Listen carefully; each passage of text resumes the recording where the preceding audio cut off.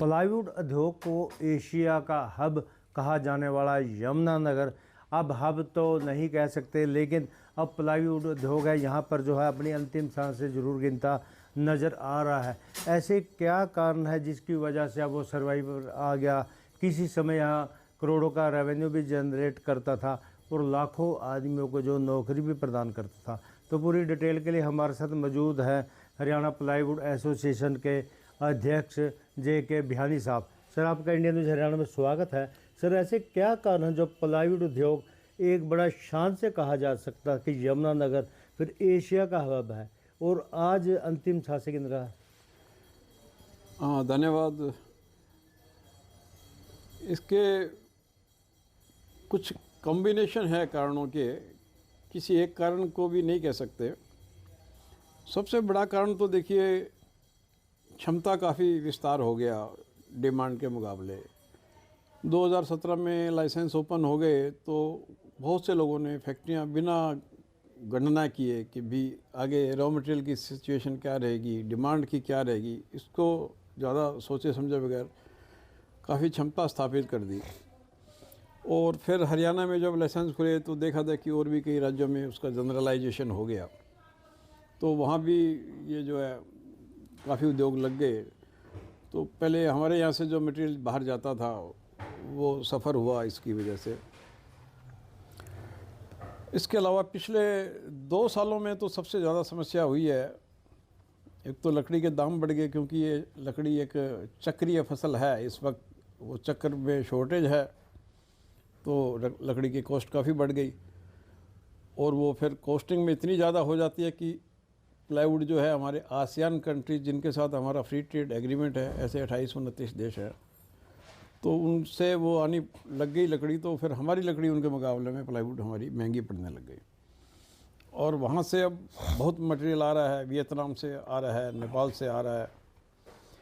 इसमें से काफ़ी माल हल्की क्वालिटी का आता है, कुछ अच्छी क्वालिटी का भी है। इंडोनेशिया, मलेशिया से भी सप्लाई आती है। तो सबसे ज़्यादा हमारा नुकसान इससे हुआ। कुछ कोविड के बाद में भी कुछ समस्याएं रही है,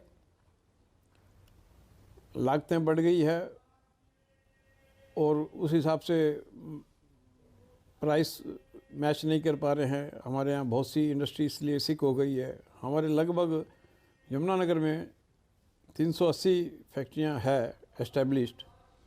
इस वक्त उसमें से लगभग 130-140 फैक्ट्री कंप्लीट बंद है, क्योंकि उन्हें कॉस्टिंग में पड़ता नहीं आ रहा मटेरियल बना के। और जो करीब 250 चल भी रही है, तो औसतन उनकी क्षमता जो पहले चला करती थी उसकी आधी ही चल रही है, क्योंकि हमारे मटेरियल की डिमांड कीमतें ज़्यादा इंपोर्ट के मुकाबले ज़्यादा होने से कम हो गई है। अभी 6 महीने पहले करीब केंद्र सरकार ने क्वालिटी कंट्रोल ऑर्डर निकाले थे प्लाईवुड के ऊपर भी। ऐसे ऑर्डर और बहुत से आइटम पे निकल चुके हैं, जैसे इलेक्ट्रिकल सामान है, टॉयज़ हैं, कि ये मटेरियल अगर इंडिया में आएंगे तो केवल BIS मानकों के अनुरूप और BIS मानक का मार्कर लग के ही आ सकेंगे। इससे हमें बड़ी आशा है कि सस्ता माल इंपोर्ट होना अगर रुक जाएगा तो कम से कम हमारा मटेरियल चलेगा। अगर सरकार ये QC ऑर्डर पे स्ट्रिक्ट रहती है, अगर कोई टाइम का एक्सटेंशन नहीं देती है, तो शायद हमारा रिवाइवल 1-2 महीने में हो जाएगा। और अगर ऐसा नहीं होता है तो हमारा यमुनानगर का और हरियाणा का, इवन पंजाब का भी सेम ही है, एक ही डायलेक्ट है। उद्योगों का चलना बड़ा ही मुश्किल है। दूसरे कुछ कारण ये भी है, देखिए ज़्यादातर ये तो सेक्टर स्मॉल और माइक्रो में है। GST से पहले माइक्रो और स्मॉल को हमें एक्साइज में एग्जाम्पशन मिलती थी। बड़े उद्योगों के मुकाबले हमारा टैक्स कम था, तो हमारा माल कंज्यूमर को पड़ता आता था। जब से GST लागू हुआ है, बड़े उद्योगपति और हम तो एट पार आ गए, हमें कोई छूट नहीं है उस बात की। ये 2004 से 1.5 करोड़ की एग्जाम्पशन चली आ रही थी अटल बिहारी जी के टाइम से, तो वो 16-17 में भी ये 1.5 करोड़ ही रखी थी सरकार ने। अगर वो बढ़ती तो आज के दिन वो कम से कम 4-5 करोड़ तक पहुंच जाती और उसका हमें एक्साइज ड्यूटी का बेनिफिट हमें ज़रूर मिलता। उतने पोर्शन पे हम जो इनपुट टैक्स क्रेडिट है वो हमें सेक्रीफाइस भी करना पड़ता, फिर भी जो 18 की जगह हमें 9% का तो फिर भी लाभ मिलता। अब वो लाभ हमारा चला गया, अब हम डिसएडवांटेजियस पोजीशन में आ गए। धीरे धीरे और चीज़ों ने भी ये सब जो है एडवर्स पोजीशन ने हमें अफेक्ट करा, इसलिए उद्योग, छोटे उद्योगों का तो बहुत ही बुरा हाल हो गया। हमने ये एक बात कई मंच पे उठाई कि एमएसएमई को जो छूट थी उसका फिर अभी बड़े उद्योगों के बराबर कर दिया, तो वो डिस्पैरिटी है, वो उसको आप कैसे उसी स्तर पे लेके आएंगे, वो सरकार को सोचना चाहिए। वो कहीं ना कहीं स्मॉल एंड माइक्रो को कोई ना कोई रिलीफ देनी चाहिए। जीएसटी का मैकेनिज्म ऐसा है कि इसमें इस तरह की रिलीफ को इम्प्लीमेंट करना थोड़ा सा मुश्किल होता है, क्योंकि ये कास्केडिंग टैक्स है, सामने वाले को इनपुट मिलता है खरीदार को, तो फिर वो इसका इम्प्लीमेंटेशन मुश्किल है। तो इसकी भरपाई हमें इंटरेस्ट सबवेंशन स्कीम में दी जा सकती है। जैसे अगर कोई 2-3 करोड़ की लिमिट कोई लेता है तो उसे 5% इंटरेस्ट में अगर छूट दी जाए तो साल में 10-12 लाख का उसको एक कंपनसेशन हो सकता है, जो कि टैक्स के अंदर तो बल्कि और ज़्यादा था हमारा। तो सबसे बड़ा तो एक ये कारण भी है, इंपोर्ट वाला कारण हो गया। दूसरा, जीएसटी की स्लैब भी काफ़ी ऊंची है। 18% जीएसटी जो है एक ऐसे मटेरियल पे जो किसानों द्वारा उत्पादित प्लांटेशन वुड है, जो कि कुल माल का लगभग 65% है, उस पे 18% टैक्स लगना नाजायज़ है। अब नाजायज़ नहीं भी कहेंगे, अतार्किक कहूँगा मैं, क्षमा चाहता हूँ। तो इसको बारे में सरकार चाहे तो इस टैक्स को कुछ कम करे। वैसे तो हम 5% टैक्स का स्लैब डिज़र्व करते हैं, लेकिन 12 तो अवश्य ही हो जाना चाहिए। 12% स्लैब में हमको रखे तो शायद हमें कुछ राहत मिले। ये तो हुआ केंद्र सरकार या जीएसटी काउंसिल को करने का विषय। राज्य सरकार की तरफ से कुछ सहूलियत दी जा सकती है, जैसे फैक्ट्री एक्ट वगैरह की फ़ीस काफ़ी बढ़ गई है। ग्राउंड वाटर जो है, पहले हमारा कोई सेस वेस कोई मुश्किल से सारे साल में 1-2 हज़ार रुपये लगता था, अभी 1000 लीटर के पीछे 6 रुपये का जो चार्ज है वो एमएसएमई में केवल माइक्रो और स्मॉल के लिए अफोर्ड करना बड़ा मुश्किल है। ये रेट भी कम होनी चाहिए।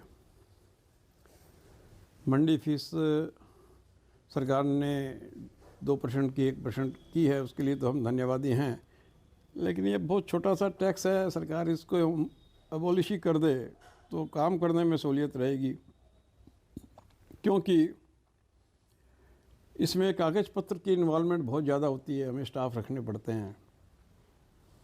तो ये सरकार से गुजारिश है कि इसको अबॉलिश ही कर दिया जाए। आप भले ही मंडी के थ्रू माल बिकवाइए, लेकिन टैक्स की रेट 0 हो जाए, ताकि काम रेगुलेटेड भी रहे और इंडस्ट्री को भी सहूलियत रहे, किसानों को भी नुकसान ना हो। एक तीसरा बड़ा कारण है कि देखिए, ये चक्रीय फसल है पॉपुलर सफ़ेदा की। अब इस वक्त फसल कम है, ये साइकिल के हिसाब से हो सकता है 1 साल बाद फसल आएगी ठीक ठाक, तो फसल के भाव भी काफ़ी बढ़े हुए हैं। इसका किसानों को तो ज़रूर लाभ है, लेकिन अगर उद्योग बंद हो जाएंगे तो फिर ये भाव भी नहीं रहने के फसल के। इसलिए ये सब एक बैलेंस्ड रूप में चलता रहे तो ही अच्छा है।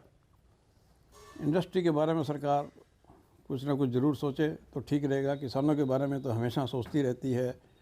हम लोग तो कुछ इस तरह के आंदोलन वगैरह भी नहीं करते हैं, बड़े शांति प्रिय लोग हैं।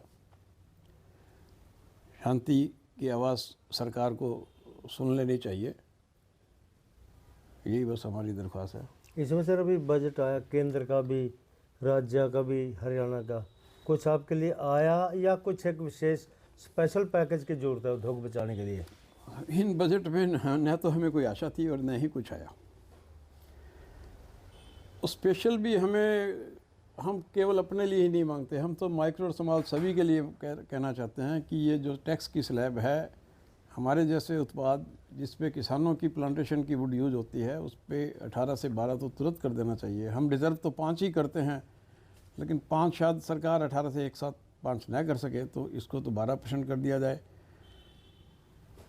स्मॉल एंड माइक्रो को लोन देने में सहूलियत की जाए। देखिए कागज़ों में तो कहती है कि 2 मिनट में 1 घंटे में लोन पास हो जाता है, ऐसा कुछ नहीं है। कोलेटरल सभी बैंक मांगते हैं और हमें इंटरेस्ट सबवेंशन की सब्सिडी दी जाए। और एक्सपेंशन और मॉडर्नाइजेशन की जो सेंट्रल गवर्नमेंट सब्सिडी स्कीम थी वो बीच बीच में कभी चलती है कभी बंद हो जाती है, उसे लगातार चलना चाहिए। इसमें से कम कितने लोग प्रभावित हुए हैं जो बिजनेस जो है जिस तरह के सर्वाइवल पर आ गया? देखिए मैं तो हमारे डिस्ट्रिक्ट की अगर बात करूं तो इसमें लाखों लोग प्रभावित हुए हैं। देखिए जो फैक्ट्रियां करीब 140 के लगभग बंद हो गई है, तो उसमें तो काफ़ी श्रमिक काम करते थे। वो श्रमिक बाज़ार से सामान भी खरीदते थे और उनके खर्चे भी होते थे, तो वो सारे उससे अफेक्ट हो गए डाउन द लाइन। जो छोटे रेडी बुग्गी ये सब काम करते थे, विनियर को ढोना, स्क्रैप को ढोना, लाना ले जाना, ये सब का रोज़गार भी चला गया। और जो प्रोडक्शन कम हुआ उससे भी सारे अफेक्टिव हो गए। दुकानदारों में भी बड़ा भारी मंदा है, दुकानें खाली देखी जा सकती है। तो पूरे शहर में इसका फ़र्क तो है ही है। अब आंकड़े तो कितने हैं ये तो मैं नहीं कह सकता, लेकिन बड़ा भारी फ़र्क पड़ा है। धन्यवाद सर। ये तो हमारे साथ जे.के. बिहानी जो प्लाईवुड एसोसिएशन के अध्यक्ष हैं, इनका यही कहना है यदि प्लाईवुड उद्योग जो सर्वाइवल है, यदि जिस समय आम एक अच्छा चल रहा था तो उसमें चाहे प्लाईवुड से लेकर शहर में और भी इंडस्ट्री थी, चाहे ट्रांसपोर्टेशन थी, अन्य थी, सभी फल फूल रही थी। अब क्योंकि सबसे पहला लफ्ज़ तो सरकार को खुद ही है, उसका रेवेन्यू जो है कई गुना कम हो चुका है। और जो प्रोडक्शन की बात करें उसमें लगभग 400 से 150 फैक्ट्री तो बंद हो चुकी हैं, और जो बाकी 250 हैं उसमें भी 50% से भी कम प्रोडक्शन पर फैक्ट्रियां चल रही है। और इसमें केवल सरकार ही ऐसा काम कर सकती है, यदि वो स्पेशल पैकेज ले आती है, अपनी इंपोर्ट एक्सपोर्ट पॉलिसी में चेंज करती है, तो ज़रूर इस उद्योग धंधे से जुड़े लोग राहत की सांस ले पाएंगे। यमुनानगर से देवदास शारदा, इंडिया न्यूज़, हरियाणा।